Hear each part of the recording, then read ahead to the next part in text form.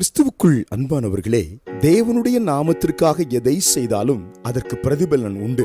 அவர் நாமம் மகிமைப்பட வேண்டும் என்ற ஒரே நோக்கத்தோடு செய்யும் போது உண்மையாகவே அதற்குரிய ஆசீர்வாதங்களை அளவில்லாமல் ஆண்டவர் நமக்கு தந்து நம்மை வாழ வைக்கிறார். கொலோசியர் 3:17 வார்த்தையினாலாவது கிரியையினாலாவது நீங்கள் எதை செய்தாலும் அதையெல்லாம் கர்த்தராகிய இயேசுவின் நாமத்திலே செய்து அவர் முன்னிலையாகிய பிதாவாகிய தேவனை ஸ்தோத்திரியுங்கள். அன்புக்குரியவர்களே, எதை செய்தாலும் அதில் தேவநாமம் மகிமைப்பட வேண்டும், கர்த்தர் பிரியப்பட வேண்டும், அவர் உள்ளத்தை பரவசப்படுத்த வேண்டும் என்ற எண்ணத்தோடு நாம் ஒரு காரியத்தை செய்யும் போது கர்த்தர் ரொம்ப மகிழ்ச்சி அடைகிறார். ஒரு வார்த்தை பேசும் போதும் அந்த வார்த்தையில் ஆவியின் கனிகள் வெளிப்படுகிறதா? அந்த வார்த்தையின் மூலமாய் பிதாவாகிய தேவன் மகிமைப்படுகிறாரா? அந்த வார்த்தை மற்றவர்களுக்கு பிரயோஜனமா இருக்கிறதா? அந்த வார்த்தை பக்தி விருத்தியை உண்டாக்குகிறதா என்று ஆலோசித்து அதை பேச வேண்டும். ஒரு கிரியையை, ஒரு வேலையை சபை காரியத்திலே, ஊழிய காரியத்திலே நாம் செய்யும் போது அந்த கிரியையின் மூலமாய் மனிதன் மகிமைப்படுகிறானா, நான் பெருமைப்படுகிறேனா என்றல்ல, இந்த கிரியையின் முடிவிலே